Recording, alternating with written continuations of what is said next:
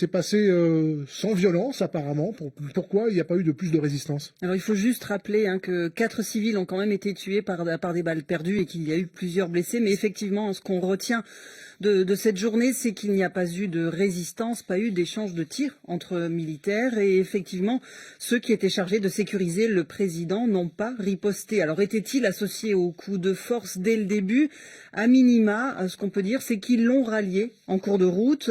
Ce qu'on peut rappeler, c'est que juste avant ce coup d'État, un des responsables de la carte présidentielle avait été limogé.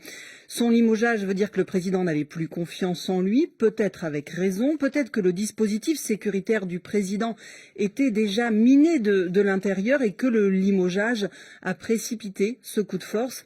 Ce qui est clair en tout cas, c'est que quand les mutins ont pu arriver, sans encombre jusqu'à la résidence du président Ibeka dans le quartier de Sébenikoro, et qu'ensuite, surtout, ils n'ont rencontré aucune opposition. On dit même que c'est la garde du président qui a contribué à l'arrêter. Alors pourquoi tout s'est passé si calmement? C'est évidemment cette question toujours, mais c'est peut-être un signe que le coup d'État a été finalement peut-être préparé, bien préparé, même si c'est qu'une hypothèse. C'est justement votre question, votre deuxième question, Moussa. Est-ce qu'on sait que ce coup d'État était préparé de longue date ou s'il s'agit d'un acte improvisé? Alors, je ne sais pas si vous avez des informations précises à ce sujet, Marie-Pierre Olfan, mais peut-être. Après tout, pourquoi pas? Précisément, je vais vous décevoir et décevoir Moussa sûrement. Seuls les militaires ont évidemment la réponse et on saura peut-être un petit peu plus tard ce qui s'est passé et comment tout cela a été préparé. Ce qu'on peut dire quand même, c'est que c'est peu probable que ce coup d'État ait été totalement improvisé. Préparé de longue date, c'est autre chose. Et ça je ne sais pas, mais certaines rumeurs, il faut le rappeler, avaient circulé autour du 20 juillet sur un coup d'État en préparation.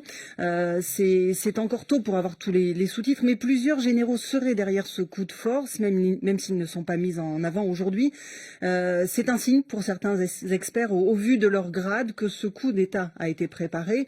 Un de ces experts, un militaire français, me disait encore ce matin que le déroulé de ce coup répondait à une logique de préparation, même si, comme tous ceux qui sont observateurs, ils ne pouvaient pas apporter de preuves.